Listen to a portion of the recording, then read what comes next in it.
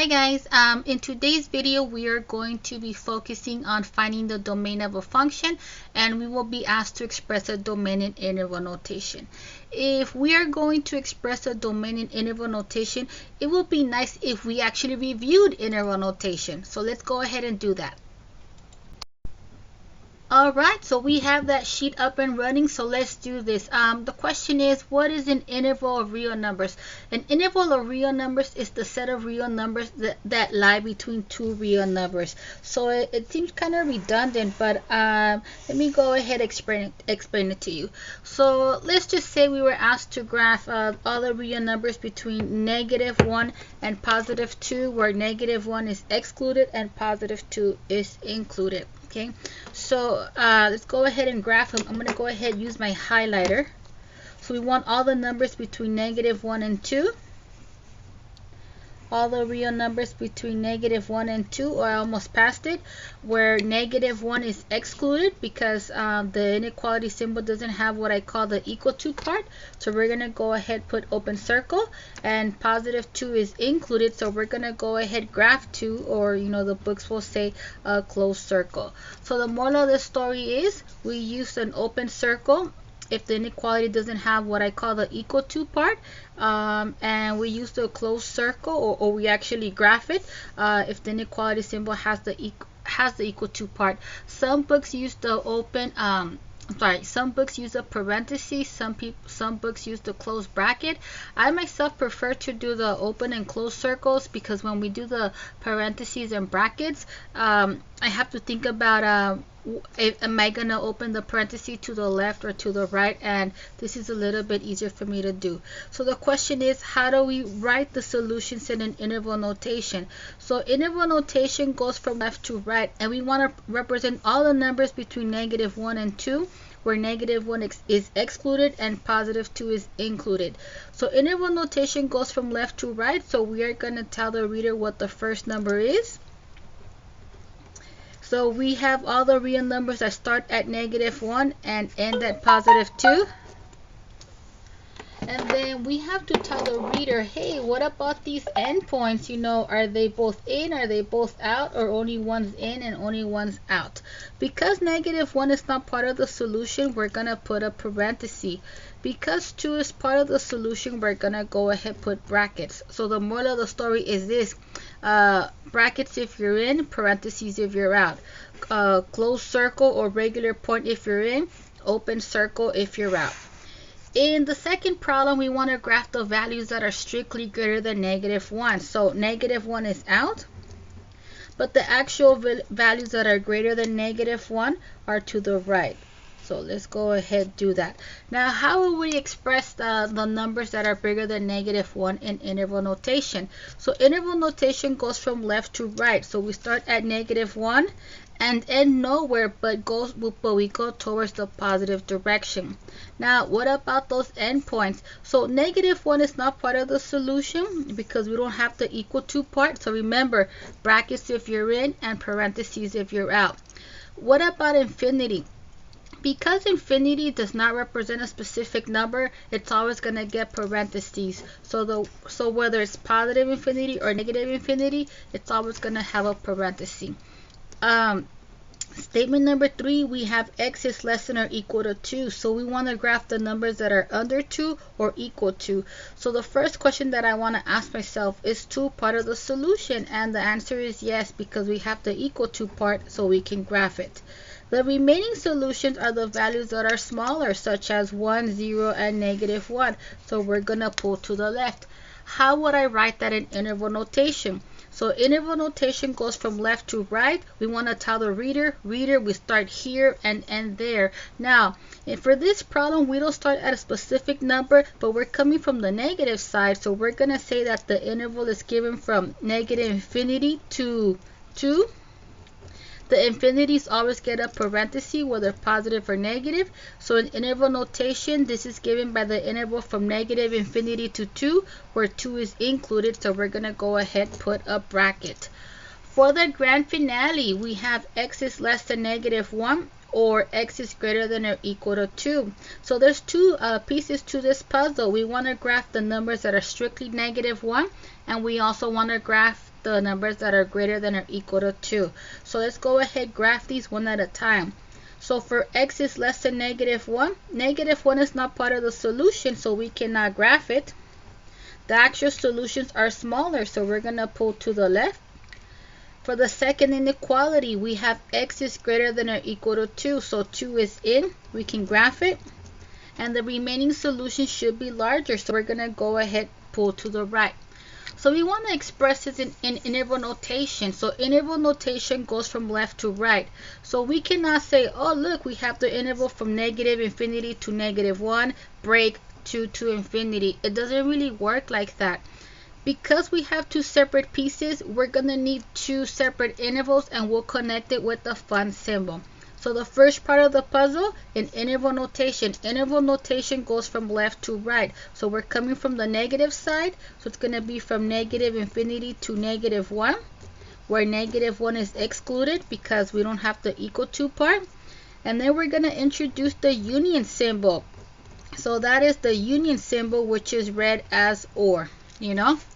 But yeah, it's a union symbol. So it's the union of these two intervals. So the next one is the interval from 2 to infinity. So again, interval notation goes from left to right.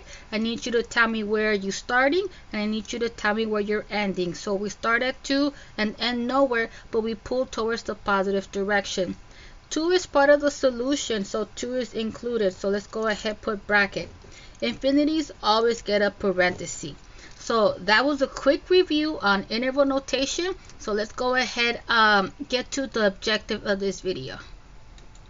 And we're back. So let's go ahead, read the directions for fun problem number 1. So the directions read, find the domain of the indicated function, express the domain in interval notation. Now when it comes to finding the domains of function, the first thing you need to do is to identify the type of function. You know, do we have a polynomial? Do we have a polynomial function? Do we have a rational function? Or do we have a radical function? So let's go ahead, open it up with problem A. So problem A reads f of x equals 1 plus 7x minus x squared. So in order for me to find the domain, I have to identify the type of function that we have. And I was so excited about these problems that I forgot to tell you what the domain is. I'm sorry about that, guys. Okay, so the domain, what is that? The domain of any function is a set of all real numbers that can be used in place of the variable. So in short, the domain, what are the acceptable x values? Okay, so problem A, we want to know what is the domain of this function. So I have to identify what kind of function is this, a polynomial function, rational function, or radical function. So a quick review, what is a polynomial? A polynomial could be one term or a sum of many terms. The catch is that we need to have whole number exponents on the variable. So in this case, we have a sum of many terms.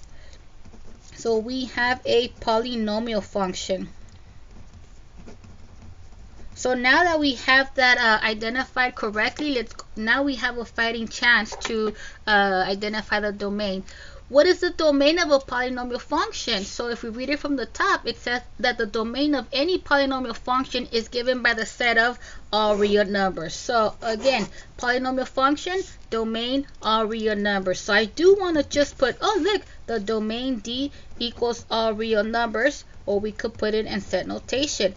However, we are asked to express a domain in interval notation. So I can verbalize what the domain is. Oh, the domain of a polynomial function, the set of all real numbers. But I have to go from words to interval notation. And for me, it's really hard to express it in interval notation. So with your permission, we're going to graph the elements in the domain. So this is a number line. Well, I lied. It's just a line. As soon as we highlight any number on it, then it's a number line. The domain is given by the set of all real numbers. So what are we going to do? We're going to graph the entire number line. Okay. Let me go ahead, just do it like this for dramatic effect. So we are asked to write this in interval notation. interval notation goes from left to right. So we want to tell the reader, we start here and end there. So where do we start? That's a trick question. We're not starting at a specific number, but we're coming from the negative side. So we're coming from negative infinity and stopping at another trick question. We're going from negative infinity to positive infinity. And again, because the infinities don't represent specific numbers, then they always get a parenthesis. Alright, one problem, two more to go. Problem B. So problem B reads g of w equals square root of 9 plus 4w. So if I am asked to find the domain, I have to identify the type of function that we have. So we have a function that has a radical, so I guess we have a radical function. What is the domain of a radical function?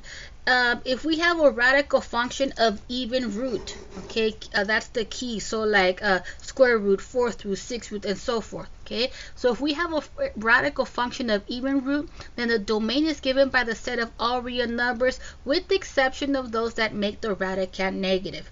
So in this case, we have the square root of something, or the index is 2. So the domain is going to be given by the set of all real numbers that don't make the radicand negative. So what my interest is, well, what does this mean? The only way that I'm going to ensure that the radicand is my negative is if I write out, hey, radicand, you can't be negative. Using our math notation, we're going to take the radicand and tell it you can't be negative. So we're going to say that it is greater than or equal to 0. And that's how we force the radicand to not be negative. So let's take our time and solve this. So we isolate the variable term after we subtract 9 from both sides. When we do, that will leave us with 4w is equal to negative 9. For the grand finale, to get rid of the times 4, let's go ahead, divide both sides by 4, and that will give us that w is greater than negative 9/4, greater than or equal to, the negative 9/4. So the domain, what is that? It's pretty much all the numbers that are greater than or equal to negative 9/4, but unfortunately, that is not an interval. If you feel comfortable to give the interval right now, go for it, but I don't. So I'm going to graph what are these solutions. So we're going to go ahead, do a line, and as soon as we highlight any number on it, then we have a number line. We want to graph the values that are bigger or equal to negative 9/4. First, I want to make the call, is this number part of the solution? And the answer is yes, because it has the equal to part. And the reason why I call it the equal to part is because this is not an equal sign, but it represents the equal sign, so I call it equal to part. So in this case, negative 9/4 is part of the solution because we have the equal to part. And the remaining solution should be larger, so we're going to go ahead, pull to the right.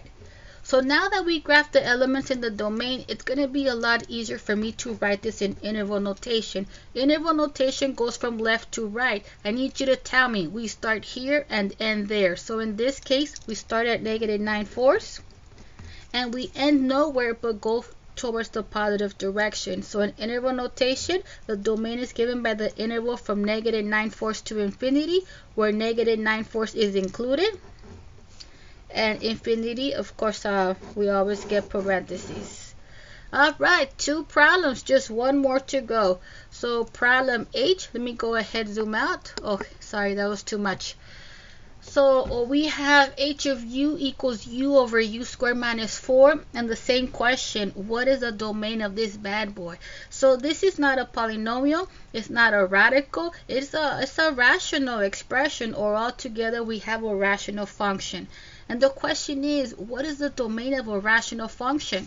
So looking at our notes, it says the domain of a rational function is given by the set of all real numbers, with the small exception, excluding any values that make the denominator a 0.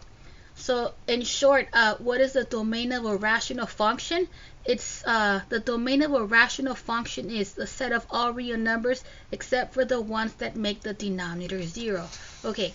So everything except for those that make the denominator 0. So if we want to know what makes the denominator 0, let's go ahead, take the denominator and set that equal to 0. Okay, so we take our time, isolate the variable term. After we add 4 to both sides, that will give us u squared is equal to 4. if we apply the square root property to undo the square, we're going to go ahead square root, and then we're going to insert our plus or minus. That comes from absolute value. So when we do the square and the square root undo each other, and that will leave us with u equals positive or negative, whatever the square root simplifies to, which is 2. Okay, so what is the domain? The domain for a rational function is a set of all real numbers except for those that make the denominator equal to 0. And in this case, what makes the denominator equal to 0? In this case, 2 and negative 2 make the denominator equal to 0. So we want to tell the world, u cannot equal 2 or negative 2. So we're going to write u is not equal to 2 or negative 2. So what is the domain? Domain, all real numbers except for those that make the bottom 0. So everything except for 2 or negative 2. So what are we going to do? If you feel comfortable to spit out the domain, go for it, but I don't. So I'm going to go ahead graph everything except for these two values. I'm going to graph everything except for 2 or negative 2. So we're going to go ahead, put parentheses, open circles on both, and then graph the rest. Domain of a rational function, all real numbers except for those that make the denominator 0. I'm not sure if you can see this, so let me go ahead, use my highlighter. And I think I highlighted over the open circle, so let me make them more prominent. So in interval notation, we have 3 separate pieces, which means that we're going to have 3 separate intervals, and we'll connect them with the union symbol. So the domain, first part of the puzzle, we start here and end there. So we start nowhere, but we come from the negative side. So it's going to be from negative infinity to negative 2, where negative 2 is excluded. Or, so we're going to say union. The next part of the puzzle is the numbers between negative 2 and 2, where both endpoints are excluded. Another union, I'm out of space. So union, next interval, we start at 2 and end nowhere, but pull towards the positive direction. Okay, so we're gonna go where 2 is excluded. So if I would have to answer verbally without an interval, what is the domain?